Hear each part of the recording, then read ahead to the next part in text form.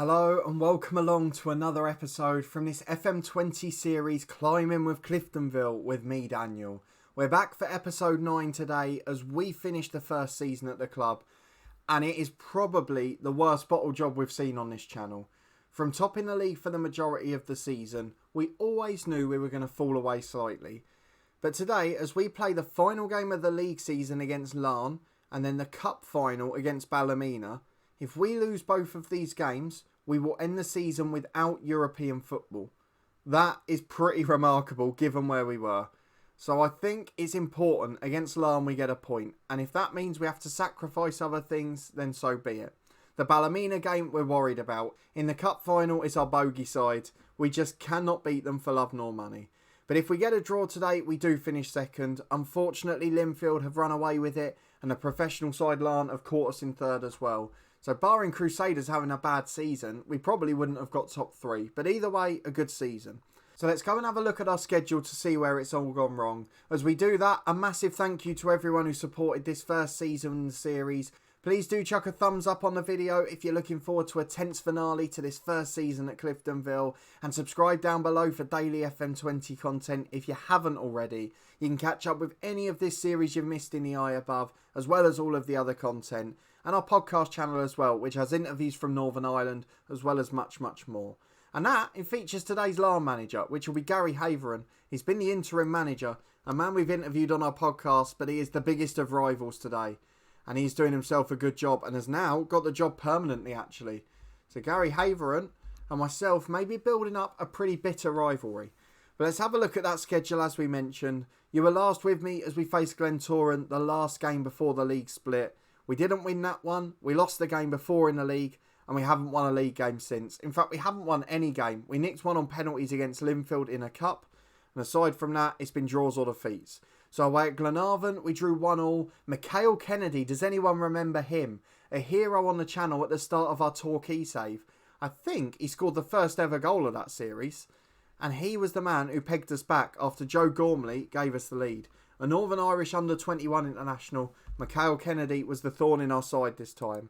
Against Linfield in the Irish Cup semi-final at the Oval in front of 8,000 fans, it was Thomas Stewart with a brace and Alex Bruce with a goal as we won 4-3 on penalties. Alex Bruce, the experienced centre-half, he just had nerves of steel from the spot and we got through and we will face Ballymena, our bogey side, in a final.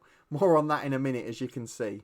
Against Dungannon away from home, Michael McCrudden got us a 59th minute goal and then we were pegged back a minute later. It really was the moment there where I thought we're out of the title race. Then at home to Linfield, we held on for one more week. A 3-3 draw, again conceding a late equaliser. Craig Story, Billy Mitchell and Joe Gormley with our goals. And then at home to Ballymena, the same old story. The first day of the season, we lost at home to them. Just before Christmas, we drew at home to them. And away from home, we somehow snuck a 5-1 win. But we've really struggled against them. They put us out of the Shield as well. I mean, they've been the thorn in our side all season. Their formation we can't handle and we might even change it for the final. But we lost 3-2. Joe Gormley got a brace. And in between that, Ballymena got 3. So we are in a poor position today. We have to draw against Larne. We have to if we want to confirm second. So let's go and get into it. We've got a 2-week break after, so we can rest people if we need to. It's Cliftonville v Larne. We're slight favourites despite being in worse form. And this is the 18 we've gone for today. The only 18 that's fit, and we've changed our 11 slightly. Calvin Winner has come in on the left wing because McMenamin's been average recently. And we've also made a change in central midfield. Toby Edser is injured, so Billy Mitchell has to come in as the playmaker. It means we've got Ben Anick in goal, McDermott, Bruce, Shotton and Ives across the back four, with Chris Curran on the right wing, Calvin Miller in on the left, and Mitchell alongside Story in central midfield. Stewart and Gormley continue up front. Thomas Stewart against his former club Larne. And we need him to get at least one goal to keep us in European contention. This is the final game of the Danske Bank Premiership season. And we must draw it to secure second place. Do you think we can do it? Let me know down below. And we'll see how many are right. Here we go then. Some really good players in that side.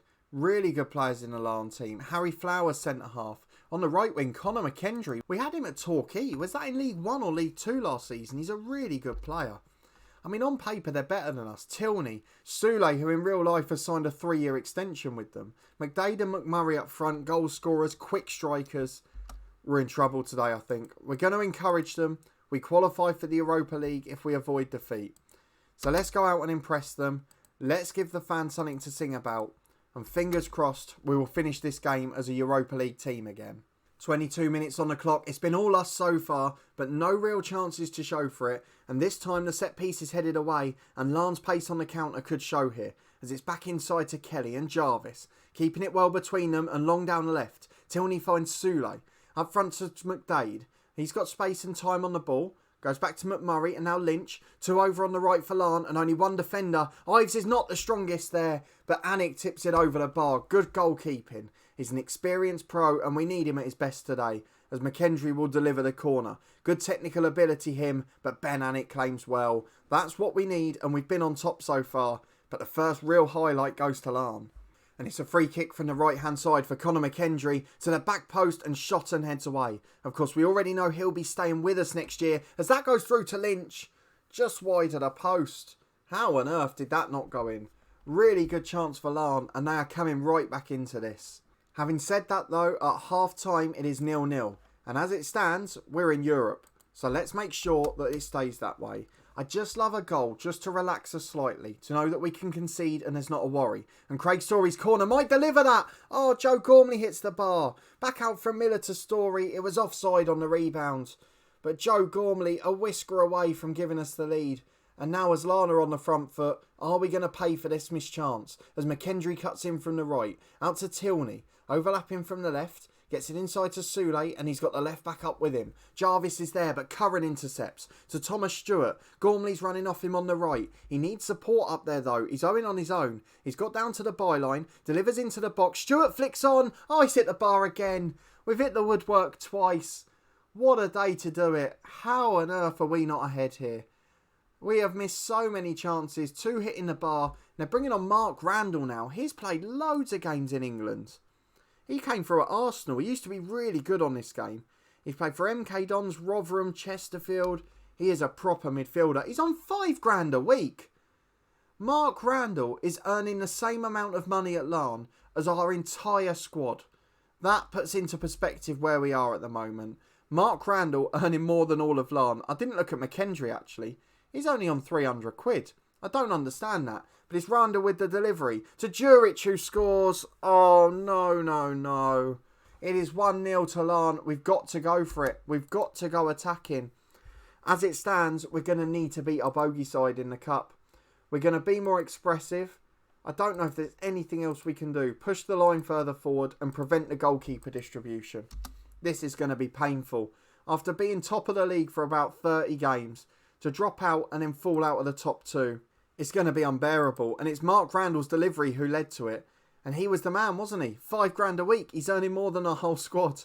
And he's earned it there. As Jeff Hughes goes back to Randall again. Over the top, Juric is in. Alex Bruce can't get anywhere near him. Juric is blocked. Shotton's there. And Anik makes a good save. Shotton's injured. He is running on empty. So let's get Welsh on.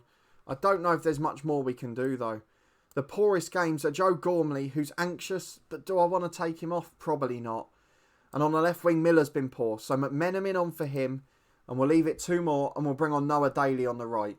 As we've got a corner to defend first. It could all be over after this. Randall's ball in. To the back post. Bruce heads away. We're going to demand more. And we're going to get a right winger on. Curran is going to be replaced by Noah Daly. He will be a winger on attack. And he will go further forward. 4-2-4 for 15 minutes. We just need a goal. We just need to nick something from somewhere. And I don't know how we do it. I really don't know that it's coming. We're going to show some passion. We're going to go very attacking. But it's all over, I think. It's 5 minutes of stoppage time. And I don't know what we can do. We've got a throw in on the right. Let's come back from that. We'll make tactical tweaks as we need to. As Daly delivers. Stewart's there. Thomas Stewart has scored. Against Larne's former club. Noah Daly set it up. A brilliant cross of the ball. A brilliant bit of work. And the words are getting fumbled. But we need to go ultimate defensive now. From going ahead and being excited. We need to make sure we don't throw this away. So Noah Daly, winger on support. He can't do it to save his life. But he's just got to sit there. Mitchell will drop to a defensive duty. No need to go forward. Story will drop to a defensive duty. No need to go forward. Mentality, balanced. In possession, drop the tempo. Time waste all the time. Be more disciplined. No overlap on the right hand side. No early crosses. Let's get it. Distribute to flanks. Slow the pace down. When possession's lost, we'll regroup. When we've won the ball, we'll hold our shape. Out of possession, we'll drop that line right back. And we are going to do our best to hold on for dear life. 4 minutes of stoppage time to go. And as it stands, we are back up to finishing second. Thomas Stewart, the first big summer signing. He is the man who looks like he's going to do it. Fingers crossed we hold on. We're into the last minute. I think we've done it. There's no more highlight. Cliftonville 1, Larne 1. Still no victory, but the best result of the season. £5,000 a week for Mark Randall. I still can't get over that. But as it stands, we have finished in second place in the league and guaranteed Europa League qualifiers. So Saul Shotton is injured. He will miss the final. McMenamin's injured. He'll be back. We have qualified for the Europa League with a second place finish. Against all odds, we weren't expected to win it. We've done a really good job. To get into second place is more than we could have hoped for. To beat a professional side who are paying one player more than our whole squad, you could not bet against us. Brilliant work. Tommy Hoban no longer able to join us. He's got interest from other clubs and he wants big money now. If we go and get him on as an important player, you'd thought Europa League football would help that, but he still wants £1,000 a week. And unlike Larne, we can't afford to do that. Our priority is turning professional, so we'll offer him another trial. And as it stands, we'll be back in 2 weeks. This season could still finish immaculately. We've got Ballymena United in the Irish Cup final, and they are our bogey side. Can we set things right in the Irish Cup final? A first trophy on the cards, and we've got a chance to do it. We'll be back in a moment for the final. We are back for Irish Cup final day. We are really looking forward to this, but it's against our bogey side and we've got problems. Saul Shotton, just back from a knock, not quite fully fit, but we'll give him a go. Toby Edser recommended 85 minutes, but he is nowhere near fit. 75 minutes, sorry. We will get him in there today and just hope for the best. Probably his final game for the club. He's signed a new deal at Forest, but they don't want to loan him here. They want him playing with better players. And to be honest, I can completely understand it. He's such a good footballer and I don't think we're going to get him back. However, the main news here is we've encountered a glitch. If we go back to the final day of the season, we had an update from the board say they are delighted that we have shown good leadership qualities and challenge for the Danske Bank Premier. 2 weeks later, however, we get a warning to say that they're not happy with us because they've changed the expectations, which was challenge for the title, and now they've put it as failed. Now, firstly, we did challenge for the title. Secondly, that was top half until the end of the season. And now, if we lose this final, we might be at risk of losing our job. So there's something a little bit fishy there. But we are going into this Ballymena game and we're just going to be optimistic. 8,000 people packed in at the Oval and we have got a half-fit lineup to go into this one. So we've got Ben Anick in goal. McDermott, Bruce, Shotton and Ives still the back four. Chris Curran on the right. Craig Story and Toby Edser on one leg back in the team. McMenamin back in on the left as well. And Gormley and Stewart up front. We've gone for no sub-keeper, which I appreciate is a gamble. And aside from that, the rest of the team is on the bench. So a big summer transfer window to come. But a win in the Irish Cup final and silverware in our first season, alongside the Europa League qualification, will aid us immensely. So let's go and get into it and see if we can win the Irish Cup. The same old tactic for Ballymena. Away from home, we've not done too bad against it. At home, we've really struggled. But fingers crossed, as don't forget, Ballymena have won both the Irish League Cup. They have also won the Shield. They have won both domestic cups they've been in so far. So we're going to ask the boys to do this for the fans. Give them a performance they can cheer for. We're going to drop Ives to a defensive fullback, I think. Or are we? Does it make any difference at this point? Oh, I just don't know. We're going to start as we usually do, and we'll just see how the first 15 goes. We're into the first half. It is a massive game for Cliftonville. Let's see if we can win our first trophy. Corner kick for Ballymena, 25 minutes in. Shotton heads away. It's volleyed via Irving over the bar. Flicked off him on the way. I don't think he knew anything about it. But it's been an even game. We've not really seen any highlights.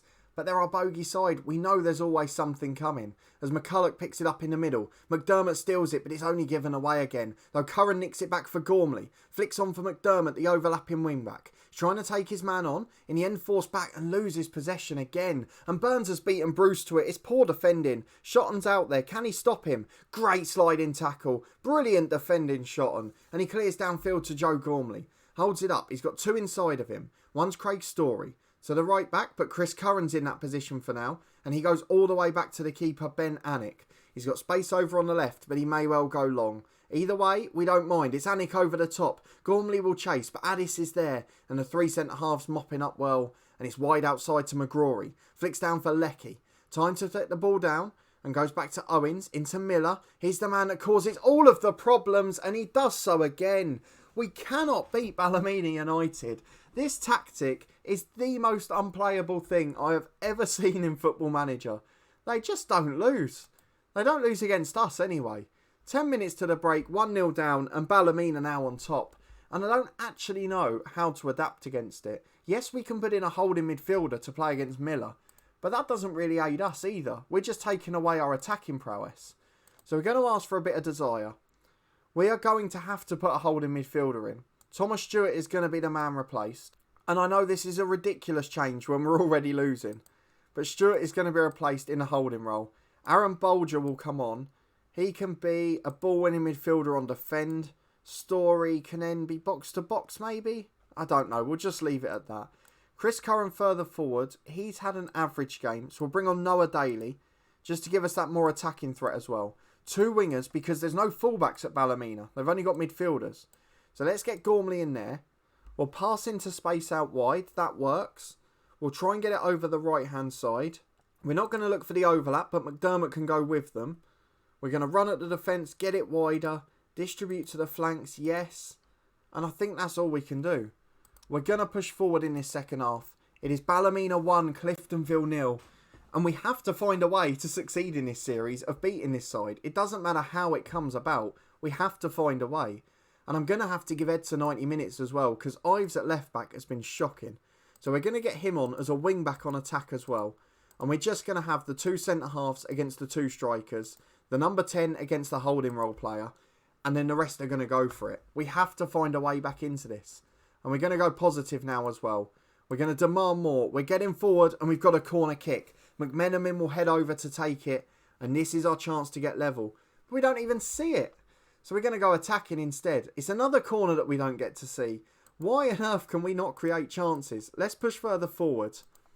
I just don't know a way out of this. Ballymena are unbreakable in this game. There is something about them here. And every time it flashes for a corner, we don't get to see it.